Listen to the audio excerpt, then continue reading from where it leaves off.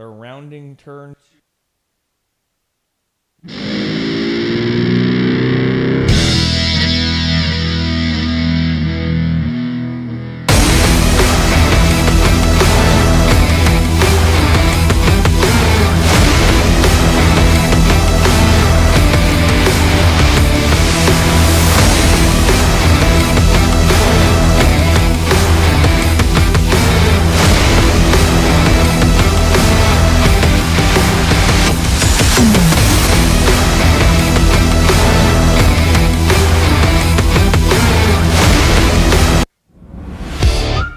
Ladies and gentlemen, live from the Lucas Oil Studios and riding on a dope set of General Tires, it's SpeedFreaks, Kenny Sargent, Crash Gladys, Richie, Cole, and Cody, Big Johnson.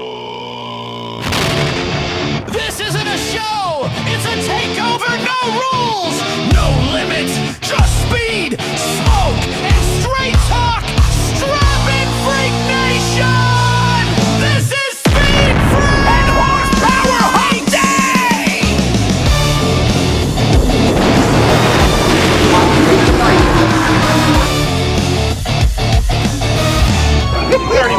We already won. You saw that black rock. Where's the smoke at? Yeah.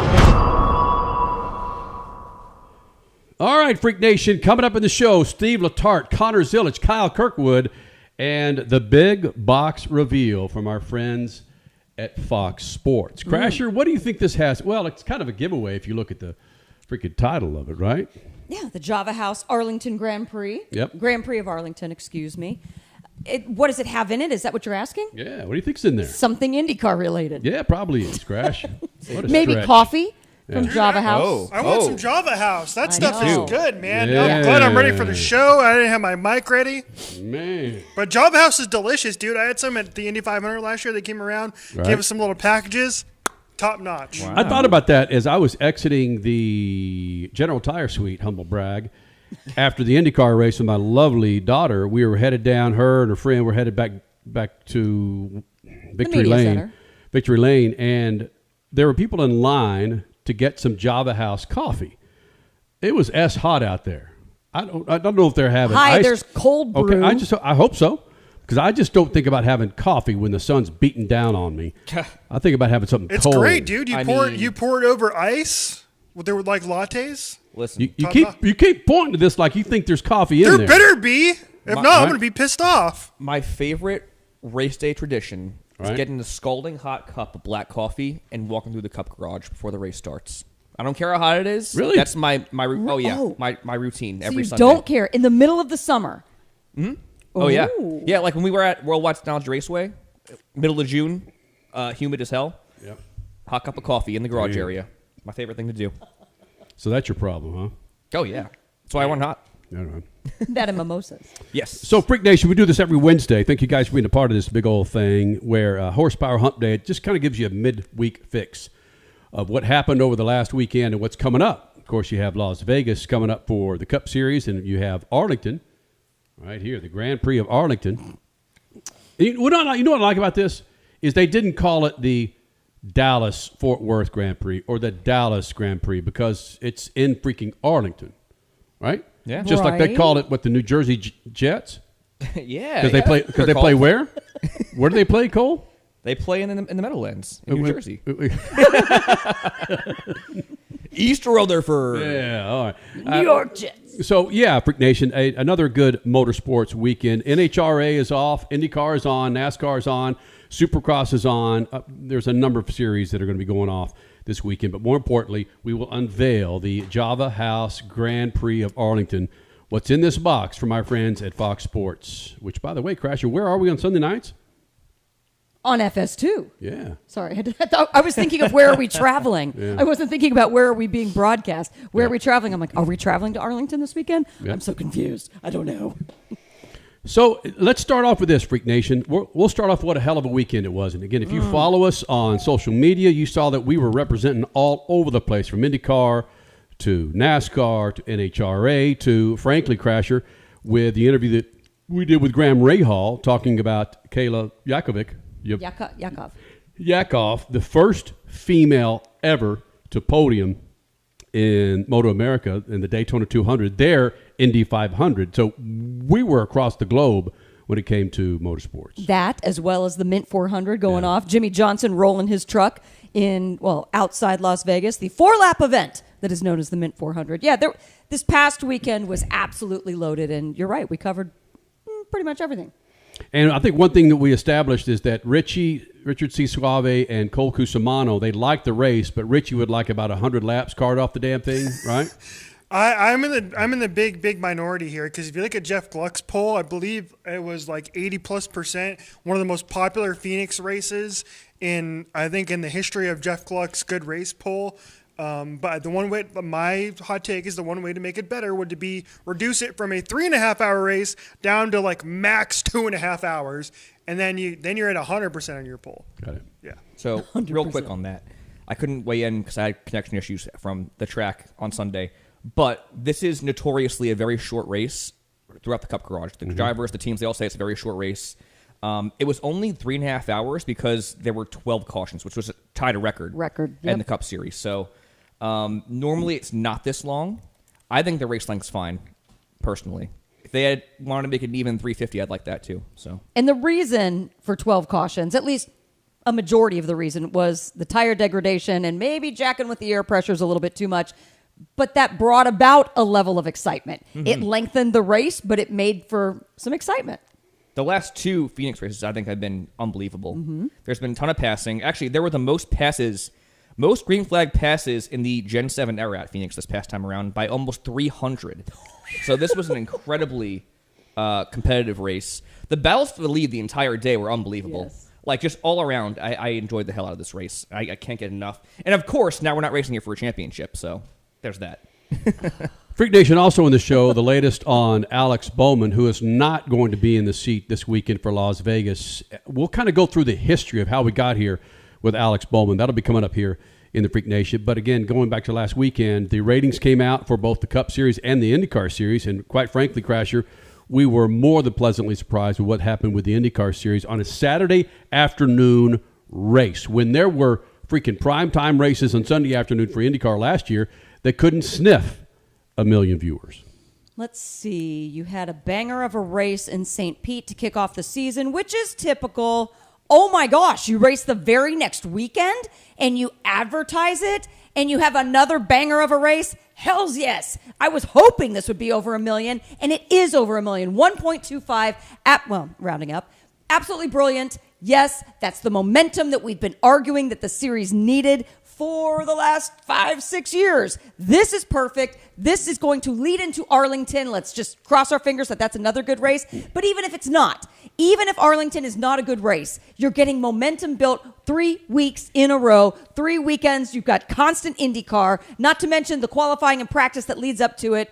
Job well done. Thank you, people who made this happen. Again, I don't know who to credit these days. Do I credit Roger Penske and Mark Miles? Do I credit Doug Bowles? Do I credit the Fox executives? Who's pushing for what to happen? Regardless, it's happening, finally, and I appreciate it. We appreciate it. So to get back to the NASCAR Cup Series, again, a decent race from really all perspectives in Phoenix. You had, that's the third or fourth race of the season. Help me out here, guys. This is the fourth. Or that was the fourth. That was the fourth, and you have the fifth at Las Vegas. And quite possibly could provide another entertaining aspect with the 750 horsepower there in Las Vegas and the 1.5 mile track. The chances of having another good race. We keep stretching this damn thing, and we were stretching it as well with Reddick, as Reddick was actually run up front for a bit, thinking, oh, my God, here he goes. He's going to go 4 in a row. No. But we could have Vegas turn into another damn good race. The numbers aren't necessarily proving to be that fantastic. They're leveling out to what they did last year. It's not like people are going, oh, my God, Phoenix, Daytona, Coda, Atlanta, amazing races. But the numbers are still about equal to what we had last year. But getting to Vegas, again, a chance of another damn good race, Cole Cusimano. Yeah, I think as long as the product is good, the viewers will follow. And what we saw, a great race last year, this time around. Josh Berry won that one. A lot of strategy that always comes into play at Vegas. Right. I think the racing on the 1.5 mile is the best with this current car. So I know there was a little bit of an increase from Phoenix last year in the spring, which is positive. Anything increasing is positive. So do I think it's going to follow into Vegas? I don't know.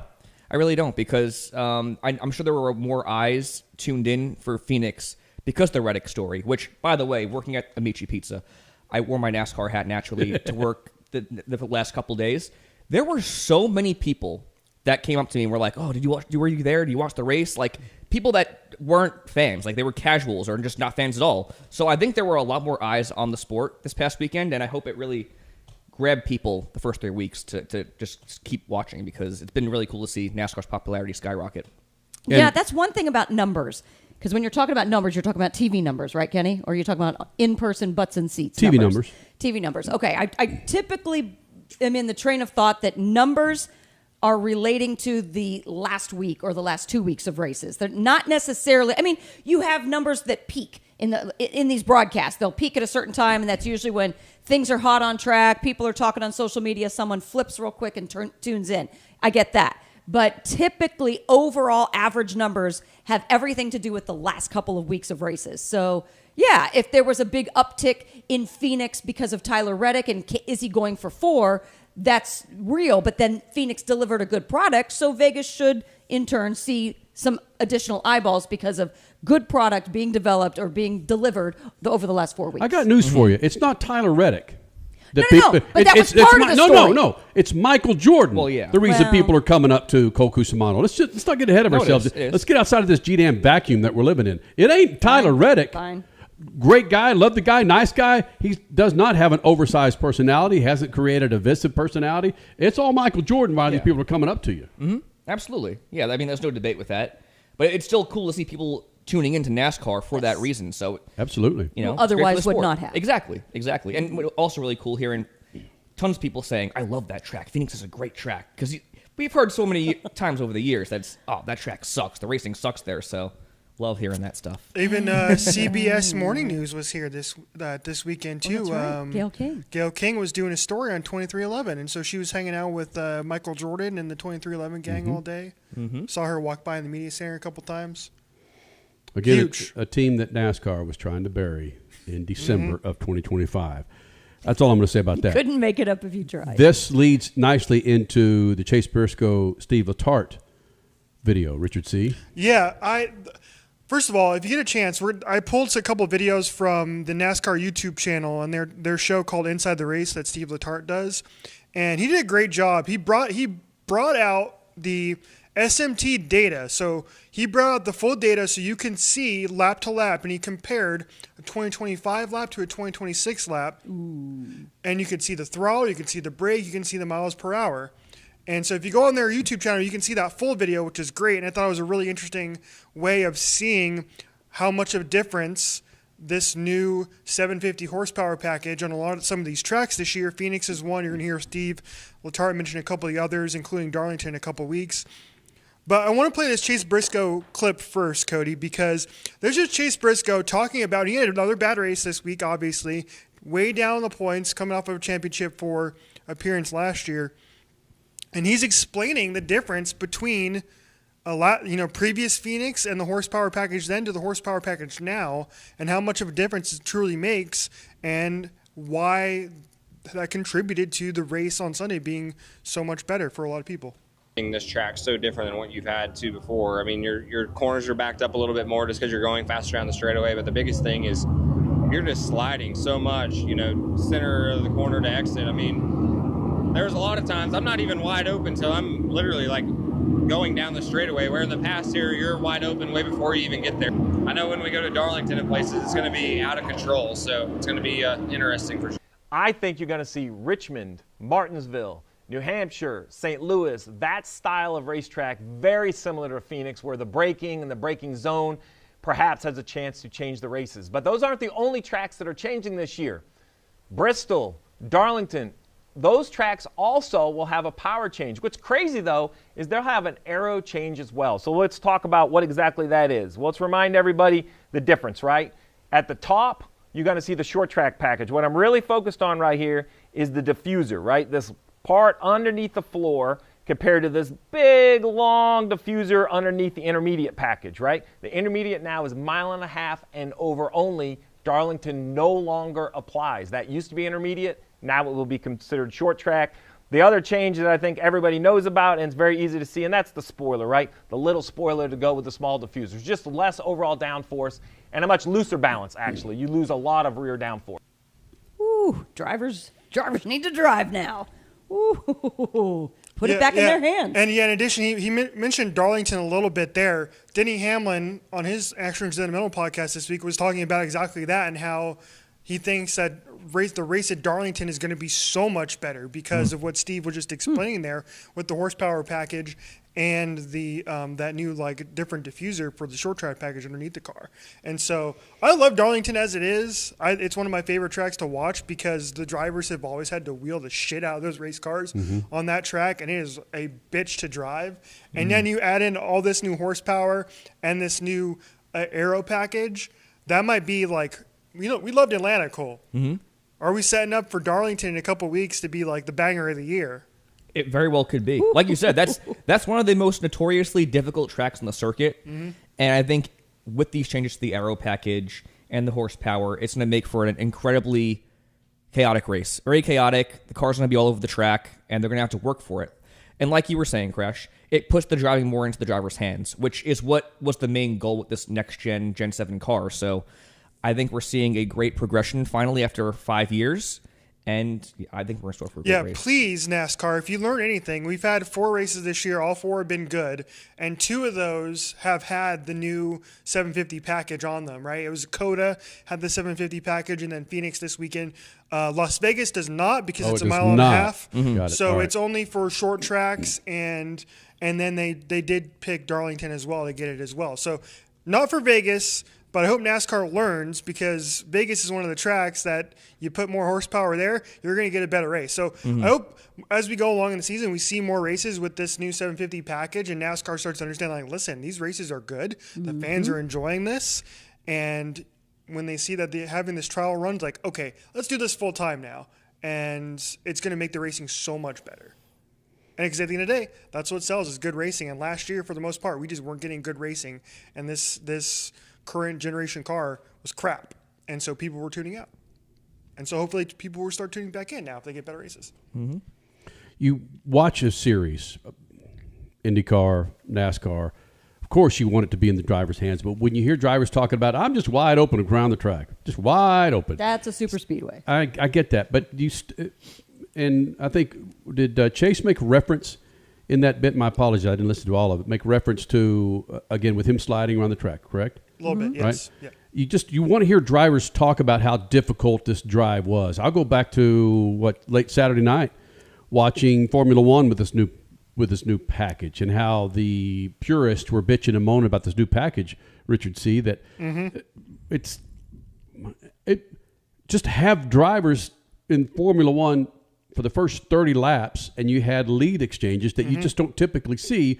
When you can call it a gimmick, you can call it whatever it is, but if the driver has to pay more attention to driving what's in his hands versus what's at his right foot or her right foot, it just makes for a much more entertaining race. And I, again, it's probably just the fact that my memory is shot.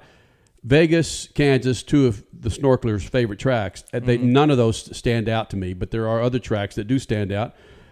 Richmond back in the day, Darlington, of course, every freaking year. But hopefully you would have NASCAR come to their senses and think, you know what, this package has proven that it works at these tracks. Why is it? I understand the reason why, but why not implement it at 1.5 miles to see how it does, and then say, hey, we're going to do it at Chicago. Why not? Is it all money? Is it all preparation? I think it's always money. Always money and resources. That's my opinion on that. Yeah, for sure. And also, if it ain't broke, don't fix it. The 1.5 miles last year were their best product. So why change that? You already had something that worked. Let's let that go. Let's see how these changes work on shorter tracks, and then we'll go from there. Maybe they will change again for next year. But right now, they did not need the 1.5 miles did not need to be fixed. Freak Nation, last year, I think there weren't 2 more supportive fans of Connor Zilic than this guy to my left and yours truly when it comes, again, Connor Zilic hoping for great things in the Cup Series for 2026. In fact, we were there was one time, Cole, I think we were predicting where I wouldn't be surprised if he has 8 race wins by the time he gets through the 2026 season. We're only 5 weekends, or getting to be 5 weekends in. You never know. He needs to get comfortable. Yeah. Let's see. Well, I don't know, Cole. Do you feel like you should retract, or we should retract our hope for Connor Zilic and really what we thought he was going to do for 2026 in the Cup car? Personally, I think from the get-go it was going to be a bit of an uphill climb just because you're adapting to a new competition level in the Cup Series drivers. It's a whole different car compared to the O'Reilly Series and the Cup cars. But I still think there's a path to where he wins a race this year. And I think he will win a race this year because we've seen the speed within the 88 crew and at Trackhouse as a whole. SVG's been freaking killing it. Yep. Every race we've gone to. It doesn't matter if it's a road course or a speedway or a short track like Phoenix. The speed's been there with all 3 of those cars. And he's a talented enough driver to where it's going to level out. You got to take into account, you have 2 drafting tracks in Daytona and Atlanta. You have Coda, which isn't really a given. And by the way, he had a great car in that race. Drove through the field like 3 times and got cleaned out every time.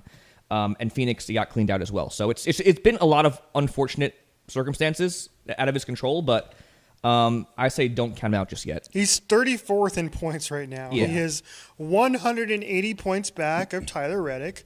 And let me do some math. He is about 55. Yeah, he's 55 points back of 16th to qualify for the chase.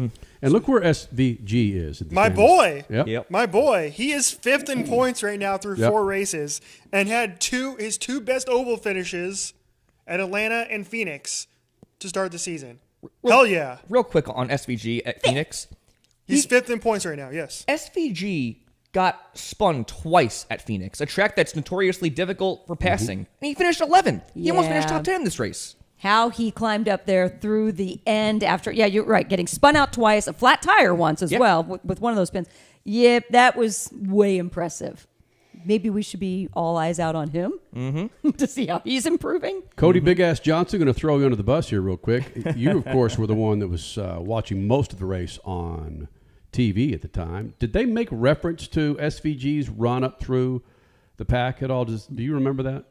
I do not remember, Right. but they definitely mentioned him a couple times with the spins, but Sure. I don't remember the runs exactly. Because that is significant.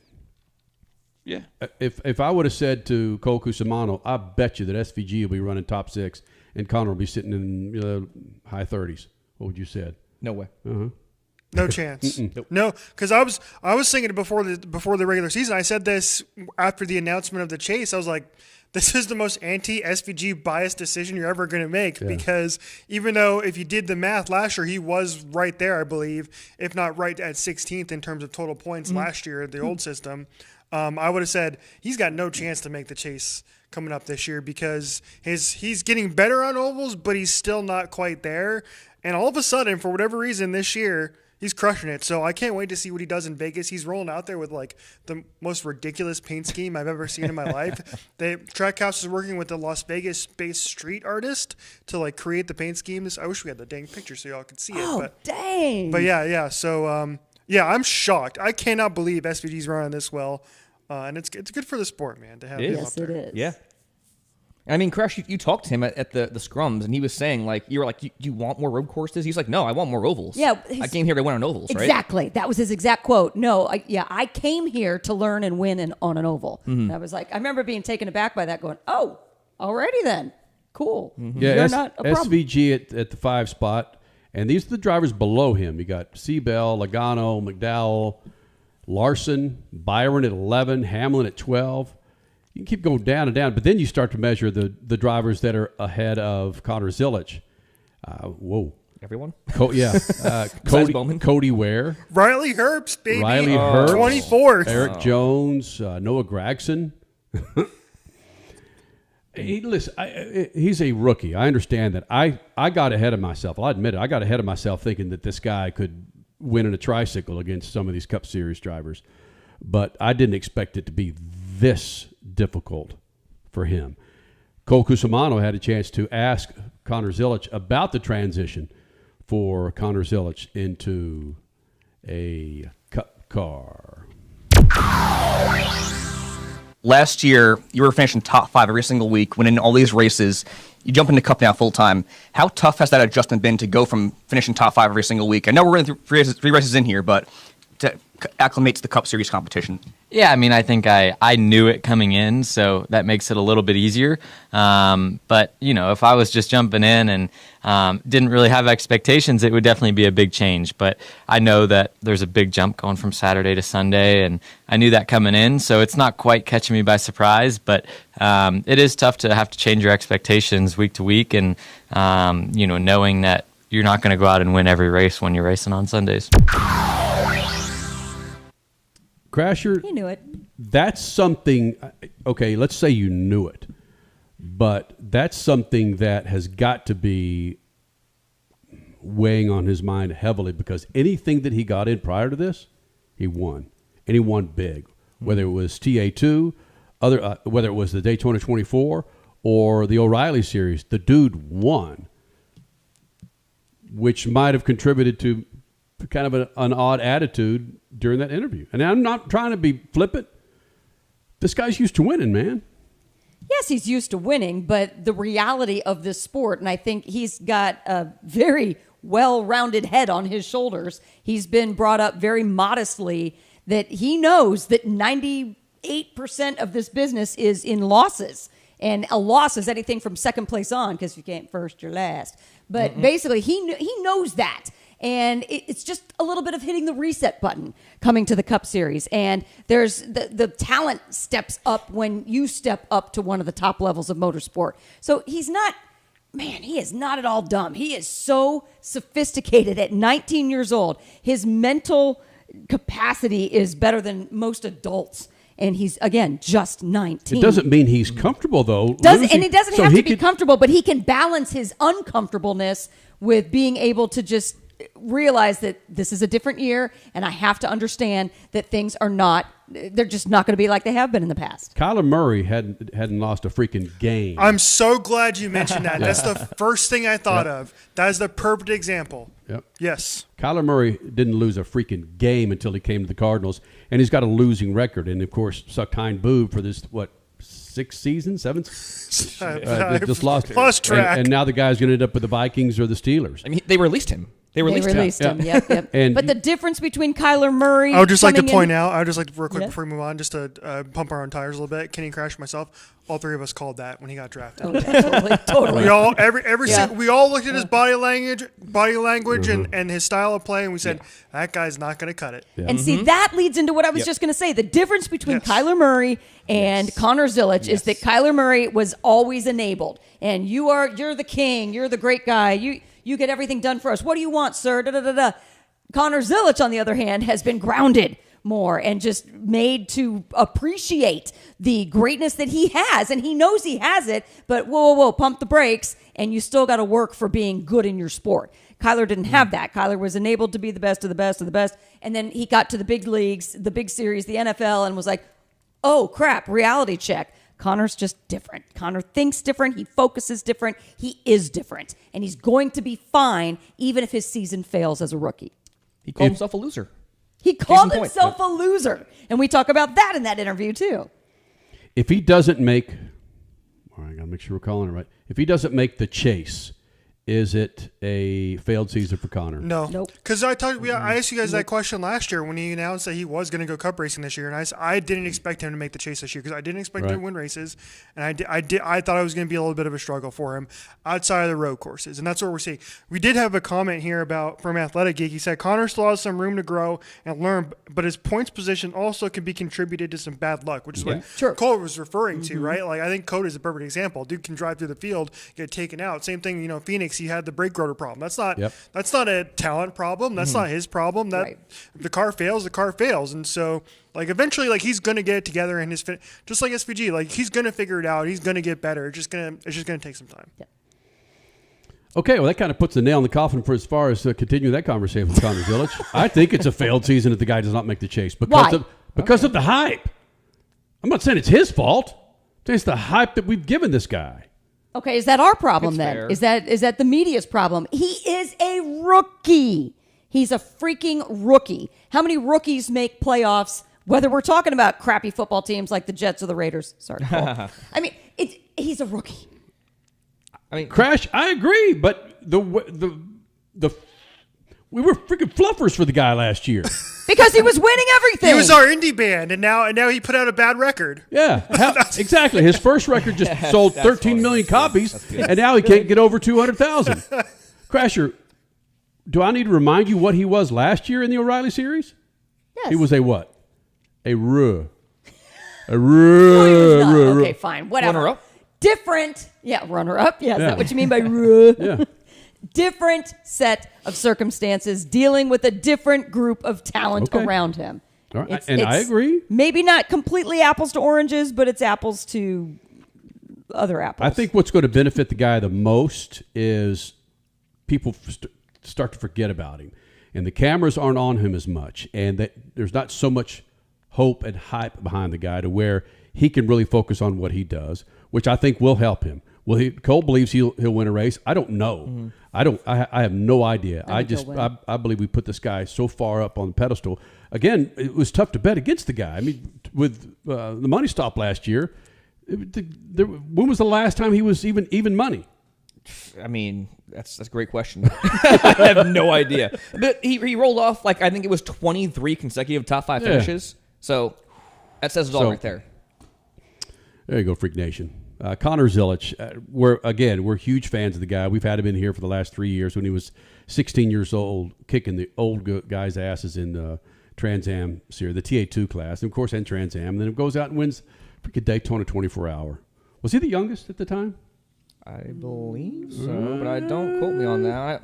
I can't say for sure.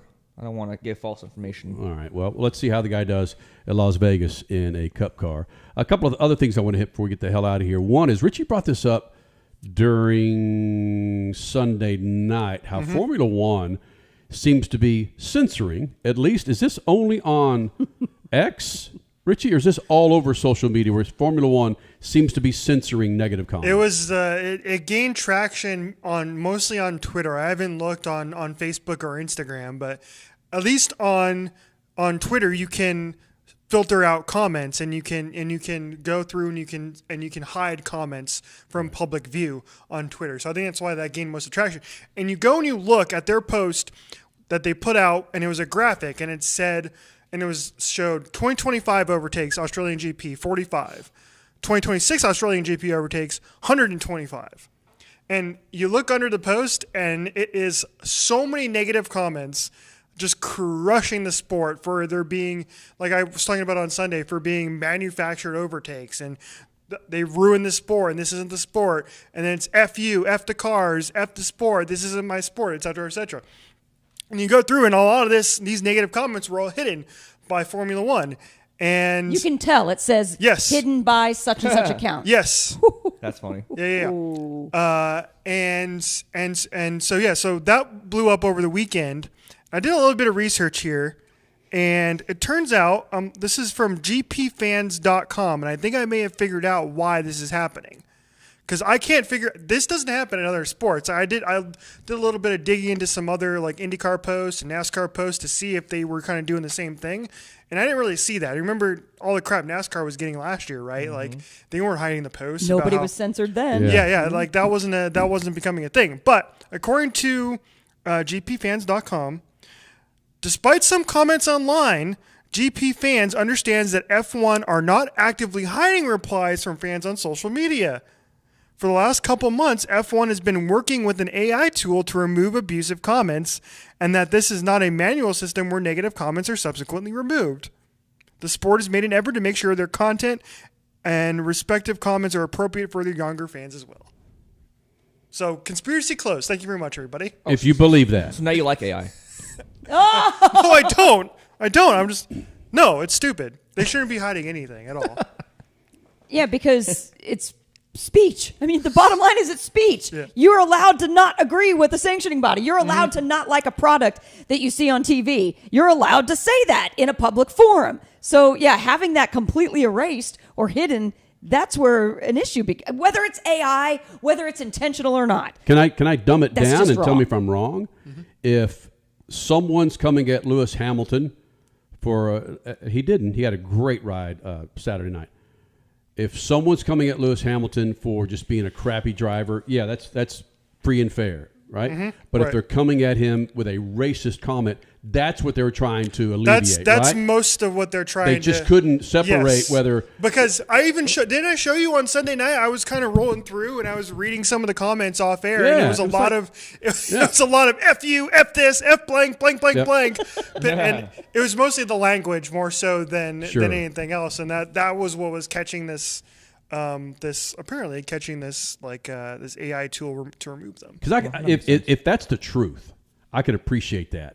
Because if you follow European soccer, or international soccer, there is an issue with racism. Unfortunately, it's still going on to where you've got billboards in the stadium saying something anti-racism. Really? It happens.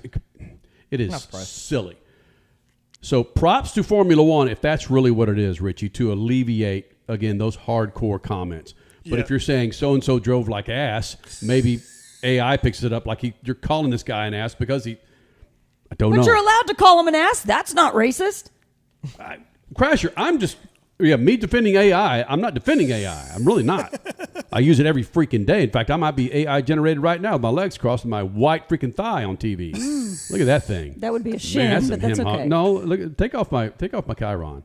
Look at that thing. Well, that would be your hamstring. Look at that. How's it feeling after the skiing? Pretty good. Yeah. Yeah. Yesterday was a little hard. A little sore? Yeah, I'm a little sore. Yeah. I'm definitely sore on the outside of my shin. Oh, yeah.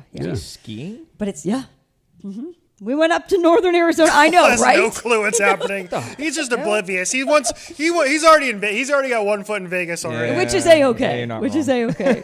But after the massive weekend at Phoenix that basically started with all of us here, Horsepower Hump Day last Wednesday, and Casey Mears joining us in, that all the way through Media Day and IndyCar and NASCAR, and we decided to leave early Monday morning. Why not? I mean, because why sleep in, right? Yeah. So we left Monday morning and went up to ski for 2 days in north of Flagstaff, Snowball. Nice. Okay with that? That's awesome. All right. Thanks for the invite. Yeah, sure. I would pay money to watch you freaking As I was ski. slinging pizzas out of Michi. So. Yeah, what a boy. Hey, if you want to take 2 12-year-olds on the mountain too, have at it. You are invited if you want to do that. They were, listen, they were fantastic. They were great this trip. They are some freaking demons. Man, they go fast now. They're speed freaks. It's awesome. It's so much fun because that's me, and it's not a humble brag. That's just me. It's my life. I don't slow down, and I don't slow down when I ski. And it's been to the detriment because of some injuries that I've had. And my daughter is getting that attitude as well, and it's so fun. It is so fun because she has this. Okay, I'm gonna do this for you. Right here, follow me here. You run behind her, and she'll get her. She's hauling ass, and you'll see this left leg start to shudder like this. And she's out of control. But then she just turns herself like, I got this. Yeah, like this, and let go again. And you're watching that from behind, like, oh my god, it's fun. It's so fun, man.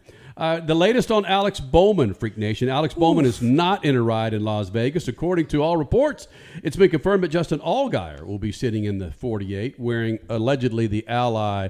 I guess if they're going to sponsor this race, do we know if Ally is going to be on the side of the car? It doesn't matter. I haven't heard otherwise. Right? Yeah. Right? Yep. So Justin Allgaier now in the 48 for Alex Bowman, his second race that he's missed and his third race that he hasn't completed, where he was taken out of COTA prior to, right? It was prior to the end of the race. Yeah, COTA and then Phoenix, and then, of course. And again, they're claiming it is vertigo. Right. But the more you take a step back and look at what this guy's been through from the beginning of the year, and I'm not going to say you saw this coming, but there might be reasons why this is happening to Alex Bowman. I mean, and you're not a doctor. No, you play one on it's SpeedFreaks. all speculation. I really don't know what goes into vertigo. Right. I don't know if concussions play a factor. They absolutely he has a history, obviously, with concussions. And the hits didn't look that terrible to the naked eye on TV, but he got in some wrecks at Daytona and Atlanta, 2 of the high-speed tracks on the circuit. So you couple that with going left and right at COTA, whipping your head back and forth, that could have played a factor into this. But again, it's speculation, obviously. And that's it's just all horrible to see. Right. And that's all we can do right now is just speculate. None of this is scientifically proven in Alex Bowman's head or his body. But past cases of vertigo, many of them have come from concussions and various concussion protocol that maybe went awry. So after him having a concussion history in the past, he sat out races in 22 and in 23 because of health issues, whether that be his head or his back. And then now getting some hits at the beginning of the 2026 season. And this coming on seemingly out of nowhere in COTA. We've got to feel for the guy. Something is going on, and it's extremely uncomfortable. Even though we were told in the media last week, leading up to Phoenix, that he was in a car and he was testing and he seemed okay, he still wasn't medically cleared for Phoenix. And now we're at the second week in a row of that. So everybody just needs to kind of pump the brakes and understand that, yes, something serious is going on with Alex Bowman, and we need to be sympathetic, empathetic. We need to understand that, hey, saying that he's having a bad season or whatever, we need to stop all of that and just let his body figure out its own health issues before he gets back in that cockpit. Because this is, bottom line, as we saw with Steve Park, Dale Jr., many other drivers, head injuries are real. And that needs to be protected before anything else happens. His career is secondary right now. Well said. I think that, again, some of the issues that are arising is, again, you said, or you confirmed earlier, when it comes to money and sponsorship. And as we know, deals are being made for 2027, 2028 right now as we speak. And the pressure of guaranteeing that Alex Bowman is going to be in that seat for 2020, where the hell are we? 2027. Yeah. It's the nature of the freaking beast when it comes to sports. I can't think of the quarterback's name who unfortunately rammed his head against Richie. Help me out here. I think he was wearing a Rams lid at the time. He rammed his helmet against the padding on. Oh, are you talking about Gus Farrat? Yeah, Gus Farrat. Yeah. And he was never the same since and lost his job. And it had everything to do with health. And Crasher, I'm not making light of it. I know it's just it's something you've got to think about as a team owner. And it doesn't seem like we've gotten through a year without Alex Bowman getting hounded about, hey, well, what about next year? What about, it get to the point where it's uncomfortable being in the room with, again, the press doing their job of Alex. Where does it stand now with you and Hendrick Motorsports? I guess you're right. That is the job of the press. And when he does come back in 2026, that will be a question again. I guess we're allowed to not like it, but as long as he is mentally prepared for that coming back, it's not going to be easy. But I guess that is what it is. I have nothing else to say. Cole, I feel bad for it. But Cole or Richie, you could help me out with this. What are the chances now that we are going to be 5 races now? Is this right? Vegas is the 5th race. Yep. 5 races at this point that Bowman could even make it into the chase. I didn't get a chance to crunch numbers or do research, see if this happened in the past where a driver missed races and made the chase. But I would say it's slim to none, honestly, unless he goes on a tear and wins 5 or 6 races, which anything's possible, I guess, in the sport. He's 175 I don't think it's going to happen. points back of 16th now. Yeah, and I was saying this before. We saw Kyle Busch miss half the season in 2015 and make the playoffs, win the championship, but that was the win and you're in format. So prior to that, I can't recall a time where a driver missed multiple races and made the chase. So I don't know. It's tough. It's a tough conversation. it's very tough. And I think what makes it so difficult is he's such a good guy. He's not an ass. You don't hear people cheering against Alex Bowman. It's just the questions of his health when he gets in that freaking race car. And frankly, Crasher, of us doing this show almost 26 years in June this year, where when we started this, and it still happens in some motorsports, and I'm not going to name these motorsports, where health is secondary. It's about get your ass in that freaking race car and represent the brand. Every motorsport was like that in the 90s. And that's why we unfortunately see some drivers who don't talk the same, who don't walk the same. I could say Formula One, IndyCar, NASCAR, sports cars, everybody was, oh, you're hurt? Get back in. You have to finish this race. And I guess I will lean towards the Steve Park model. It sucks. It absolutely sucks. Talk about a good guy who never was the same again because he was forced back into the car, or he felt like, I got to get back in because my sponsors, everything is on the line. And nobody was taking head injuries serious enough back in the 90s. So, the protocol was bottom line different. now, screw what happens in the 48. Sorry to you, Mr. Hendrick, but I know you're going to figure things out. Right now, let your driver figure out his own health. Because whatever, you're going to have a driver, a sponsor, you're going to be fine. Right now, it's all about Alex Bowman. If you look at Richard C. Suave and Cole Cusimano, you may think the same thing about these guys after they spent time in the two-seater, the IndyCar two-seater, where your freaking jelly brain may not ever be the same, given the fact that you guys took some speed laps around Phoenix Raceway over the weekend. Mm-hmm. Yeah, it was. It was like one of the coolest freaking things I've ever done in my life. It really was. It was like it felt like a roller coaster mixed with I don't even know what else. But it was like 2 laps, like full speed, and like the amount of G-force in those Indy cars is just like there's nothing like it. It's insane. Like I'm gonna try and do this for the camera. So. Our driver's turning left, obviously, at Phoenix Raceway. So he's going left, and while he's going left, the G-force is so much that my body's doing this.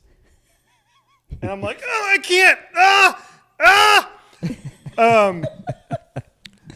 So yeah, it was the coolest damn roller coaster I've ever been on. So thank you to Matt and Phoenix Raceway for allowing us to do that this weekend.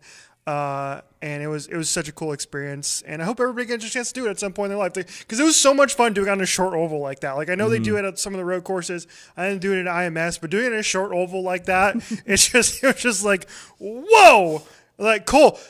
And one of the first things we said to each other after was like, how the hell do these guys do this for 250 laps?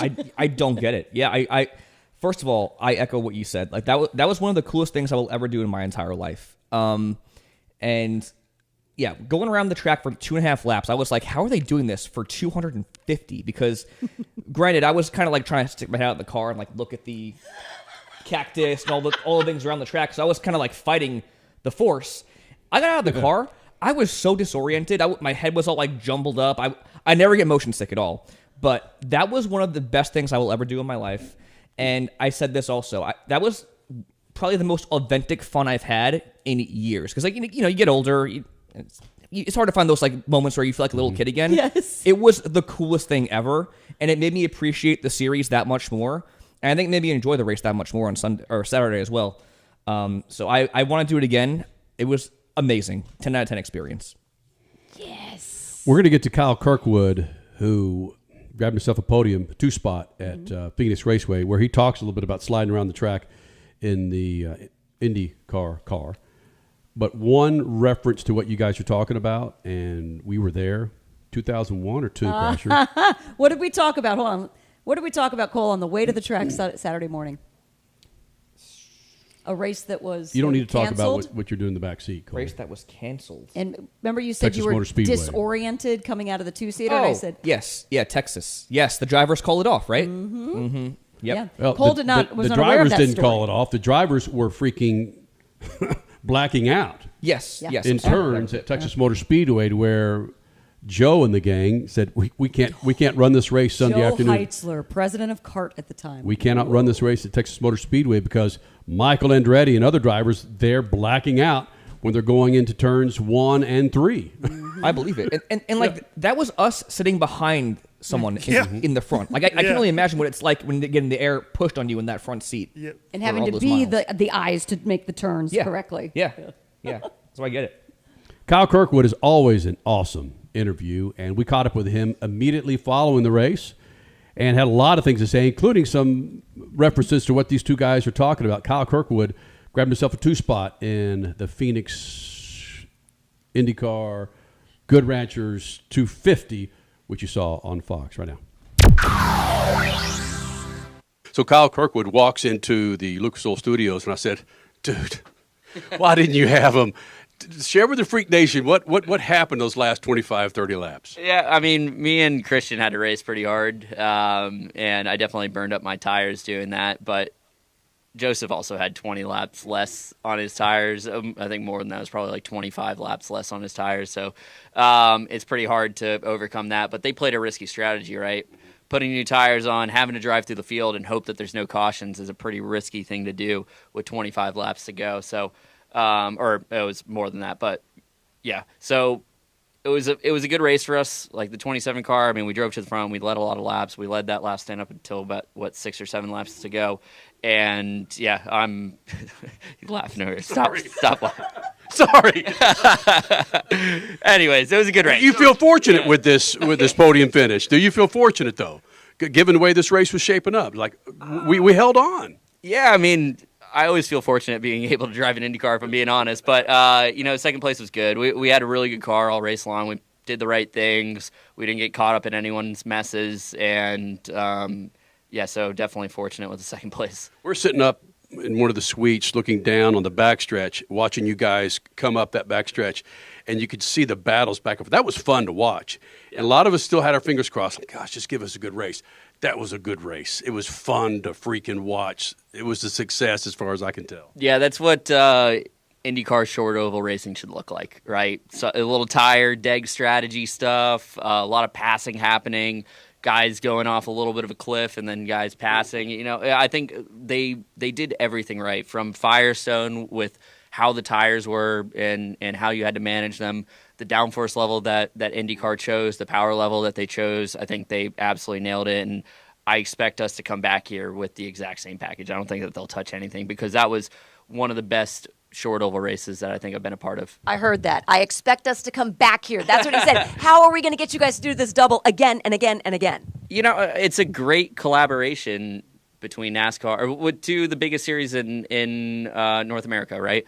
So I would love to come back here. I think having this collaboration with NASCAR is a great thing. It brings fans together. It's getting eyes on IndyCar. It's also getting some eyes on NASCAR for them. And I like to see more of this, right? Like, I think this was a great thing. This first time that we've ever raced on an oval together on the same weekend. It was perfect, and I hope the race goes well for them tomorrow, so we can also back up both ends of the statement, right?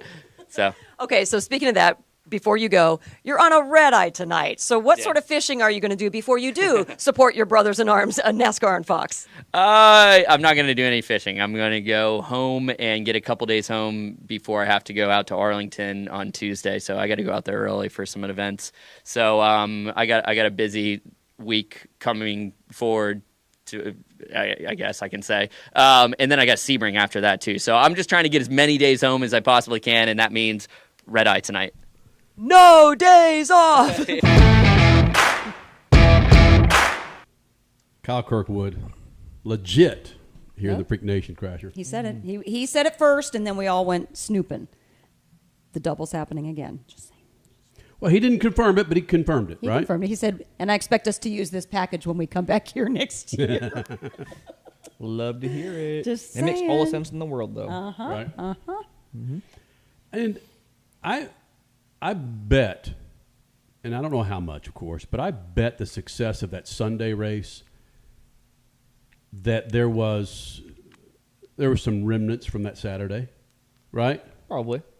I mean, the whole weekend was amazing. Yeah, 'cause the IndyCar race was incredible. The O'Reilly race was incredible. So I'm sure there was some follow over. I think once, and again, we've been saying it for 2 decades, that once these men, and I say it men, get over the fact of making the quick buck on these events, that they realize that it's not about the now, it's about the future for these series, that if they can get over themselves, that more events like this, Freak Nation, there are logistics issues. And I mean, Washington, D.C. could be one of the things I'm talking about with logistics, but logistically speaking, there are a number of tracks where you could have drag racing, open wheel, and a stock car race. Well, Kenny, listen, some things have happened in the last 10 years where we look at each other going, that's never going to, well, it just happened. Yep. The and COVID rule. I think the more and more that we have this, because we were just hoping that this past weekend would be a success that would spawn other opportunities for IndyCar, NASCAR, drag racing to pair up to kick ass over a weekend. Not for their own sake, but for the freaking fans, man. For the sport as a whole. And they served it up deliciously this weekend for IndyCar and stock car fans at Phoenix. And so just be a little careful of wanting it too much, because then that takes away the novelty of it. And I don't think it's necessarily a novelty, but kind of like I'm big on you got to shorten the NASCAR season because it is so damn long. It goes from February to November. It's got to shrink because you want that sport even more. Like the NFL, they only play 4.5 months, and then you're dying for it the rest of the year. So if we do these doubles, which we are going to do more in the future, Phoenix, great. But don't start doing it at Phoenix, at Loudon, at Michigan, at Indianapolis, and then expect people to continue to show up because it's like, oh, this again.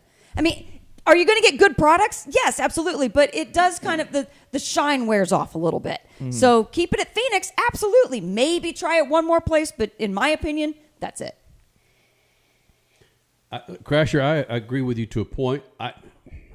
Motorsports is in such dire need of something new that, for instance, the big reveal coming up, they're going to be running around Texas Rangers and Dallas Cowboys Stadium. This time last year, I would have said you guys are effing nuts. You're not going to be running at Texas Motor Speedway, but you're going to be running around Jerry Jones Stadium and the Ranger Stadium. Once these freaking, we used to call them old white dudes, but now that I'm an old white dude, I don't say it too much anymore. But once these guys get over themselves and realize it's for the freaking fans and it's not for their pocketbook, I've got to have a 40-foot yacht versus a 38-foot yacht. No, it's once they get over themselves and realize they leaving the legacy for those fans that they need to come in and replenish these seats that are getting emptier by the year. You saw it in Atlanta for the Cup race. You'll see it in Vegas. You will see empty seats at Vegas as you've seen over the last several years and go, how in the hell is this happening? Well, again, just behind those stands is a drag strip. You could put the NHRA there. And don't look at me like it can't happen. It can freaking happen. At certain tracks, yes. This very past weekend in Phoenix. I talked to Chris Blair about that with WWT Raceway. And he would love to have IndyCar, NASCAR, NHRA together on the same weekend. Oof. Logistically, it can't happen. Where NHRA pits is where they have the midway and some extra parking, sweet parking for IndyCar and NASCAR. It's just, you would have to buy up additional land. I'm not saying that's impossible, but you would have to buy up additional land to make the footprint change a little bit at a place like WWT. But could you do it at Sonoma? Yep. Could you do it at, like, would you just say Las Vegas? Yep. I'm going to give one more example, Crasher. Everything you said was spot on. But I'm going to give one more example of how older folks got in the way of themselves back in the day. Crasher and I were on, when we started SpeedFreaks, the very first show that we had, our guests were Jerry Tolliver, which funny car driver, and started driving for, at the time, WWF, Jeremy McGrath in the studio, and Adam Saruatari. If you look up Adam Saruatari, at the time, he was the GOAT when it came to sport compacts and sport compact drag racing. Crasher and I were the original hosts on ESPN2 and eventual producers of the show for the NHRA Sport Compact Drag Racing Series, where you've got Cody, you've got a 182 cubic inch engine. And again, this may not mean anything to you right now, but back in the day, 182 cubic inch engine running on 4 cylinders. And I'm going to put a race car that in 1,000 feet and a quarter mile is going to go 210 miles per hour. Like, really? Right? Does that do something for you if I say I'm going to have this little small block in there that's going to go 210 miles an hour in 4 cylinders? Well, yeah, it's just cool. Yeah. It is cool, and that's the audience that we were trying to get with sport compact drag racing, because you're used to these big behemoth engines and the noise. But no, you had engines to where I could damn near wrap my arms around it, doing over 200 miles an hour and a quarter mile. Like, what the hell is happening? You would run these cars in front of the funny car, top fuel crowd, pro stock crowd, and people would boo them. until they ran 200 miles an hour in a corner. Like, oh, you suck it. What the hell just happened, man? NHRA just couldn't embrace it well enough to where it's like, no, this is where we're going, man. This is where, nope. They, 3 or 4 years later, done. No more NHRA Sport Compact Drag Races. However, nice segue in the sense of who was the Pro Stock winner this past weekend? Was Matt Hartford. What did Matt Hartford do? Where did he start in drag racing? Sport Compact Drags, running you for and I Summit. covered him. Yes, yes. Yeah, but he's still running my point is this, is there, if these series can get to the point where they embrace change successfully and grow from that change, Phoenix with IndyCar and NASCAR, it's better for everybody. And I was just, Chris Blair could pull this off. He could put drifting on his road course there in the Roval and put NHRA just outside of those stands. He could pull that off. Now that could probably work, yes. And you talk about demo 18 to 34 versus 45 to 64. There might be some deaths. People of the old guys go, what are the young kids doing over here? It's got to happen, man. It's got to happen. So more crossover, not necessarily always just IndyCar, NASCAR though, but more crossover in general. Yeah. Get Rallycross and NHRA. Get drifting and IndyCar was drifting this weekend. Just expose your fans. Yeah. Expose your IndyCar fans to NASCAR and vice versa. Expose your damn fans, Freak Nation. All right, Crasher, you go ahead and do it. Since you're the better looking of the four. It's a tie between you and Cody Big Johnson. But our good friends at Fox Sports sent this to us, and we said, look, we can't open this until – I'm going to let you do it, Crasher. All right. Until, again, it's the Java House Grand Prix of Arlington. I said, you know what, let's do it this week. They sent it to us over the weekend, was it? Mm-hmm. Okay. Well, yeah, sometime last week, but we waited. This is the big – do we have any – well, we don't have any unveiled music, do we? What's in the box? What's in the box? Cole's gonna sing. So we're not quite sure what is in the box, Freak Nation. We're gonna unload this thing with Crash C. Gladys. She's going to drop the bomb because she is, again, her excitement. There could be tissue paper in there, and it's as if she just got a brand new 1976 Trans Am because it came from IndyCar. Yeah, all right. Yes, that's yes. Well, do we know this is from IndyCar? Or it's from it's from Fox Sports, but guess who owns a third of IndyCar? Fox Sports. Okay, got it. So technically, yes, it's from IndyCar. So our guesses are coffee because it's Java House Grand Prix of Arlington, right? Right. Coffee and probably a die-cast. A nice T-shirt. Maybe there's a nice T-shirt in there. Yeah. Okay. Yeah. Get Richie, move your head. And there's probably a 0.3% ownership slip for the Dallas Cowboys in there too. Richie, move your head. Let's see. Shot of Richie. Oh, there you go.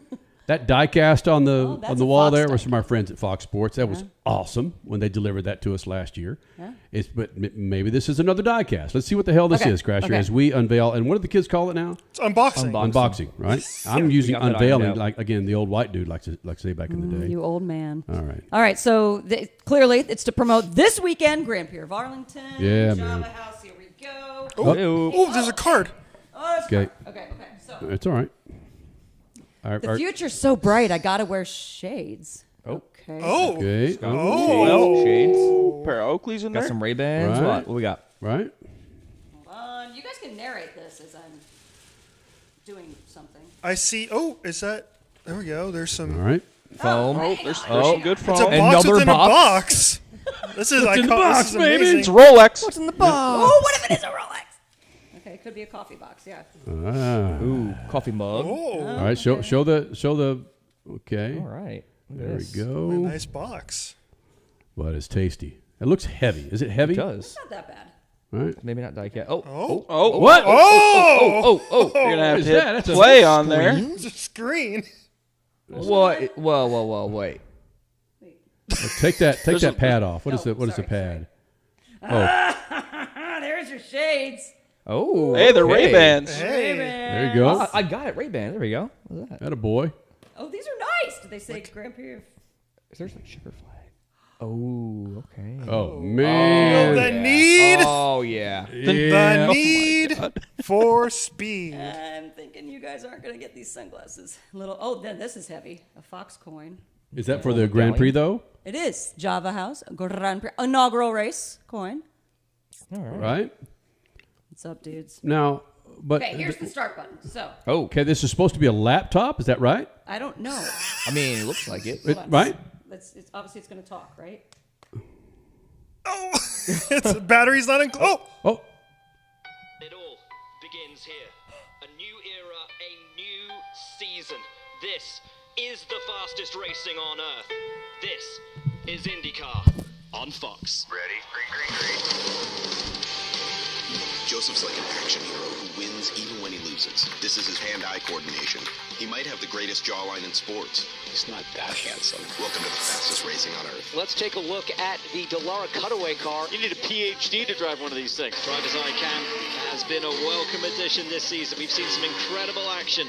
Oh, look at that beautiful drone work. Nice. More of this, please. Pato looks like a one-man boy band. He charms like a British spy. He smells like burnt rubber. And he doesn't have fans. He's got groupies. They said it would be easy. This is not easy. This place is relentless. That is a quick stop. Lightning quick. Getting it done on pit lane. Nothing like it. Alex Below wins again.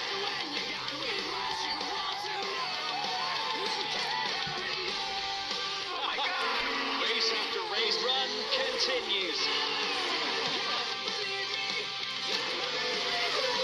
Oh, that's not very nice. That's what champions drink. Alex is so fast he does his taxes January 1st. He speed reads 2 novels before noon. A conquistador of concrete from the start. This is the front of his car. But if you race him, you'll just see the back. Alex Below has won the Indianapolis 500.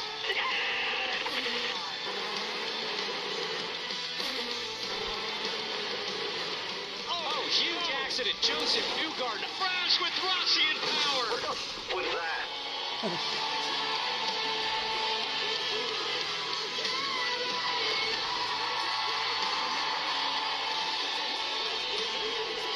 Alex Below, the 2025 champion. This is the fastest racing on Earth. This is IndyCar on Fox. Tune in to the Java House Grand Prix of Arlington. That was killer. I don't know if there is a better. First of all, Cole and I, as a younger set, when we hear that song from My Chemical Romance, those bars alone, the first 3 notes of that song. You know it's going down. It's good night, man. It's down. good freaking night. I can't. There's not a better way to get me pumped up for that race than play MCR. No kidding. Let's freaking go. Then. Well done, Fox Sports. Well done. Thank you very much. And now we have this forever. We can play this forever. Yes. Just imagine having the pull that Fox does to, again, run My Chemical Romance underneath a 2-minute promo. That costs a lot of freaking dough. Yeah. It's probably going to cost us here when we get popped on YouTube. Crap. There was talking over it. There was talking over it the whole time. And clearly IndyCar has a Ray-Ban deal. I'm just saying. Oh, it does say Fox on the side. It does. Yeah. Tasty. Oh, cool. Yeah. I guess I know who's claiming those glasses. Yep, that'd be me. Dang. Freak Nation, do not miss it. This weekend, they're going to be running around Jerry Jones Stadium, Texas Ranger Stadium for the Java House Arlington Grand Prix. Real quick before we really wrap up, Honda Racing, I just retweeted it at SpeedFreaks on Twitter. They put out a video of Felix Rosenquist doing some sim laps on the track there at Arlington.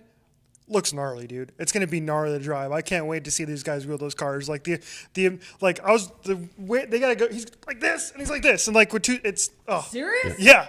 No power steering. Remember, people. Yeah, it's gnarly, Holy dude. cow. It's freaking gnarly. I don't know if you're gonna be able to pass very much because the track isn't very wide, but it's gonna be a handful to drive those race cars, man. So qualifying's gonna matter big. Yes, and they're gonna change it this week because they're gonna do single car qualifying in the Fast Six. That's right. Instead of group qualifying. Don't miss it, Freak Nation, on Fox. Just like your good friends, the Freaks, on FS2, Sunday nights, 7 p.m. Pacific, and, of course, 10 p.m. Eastern, baby.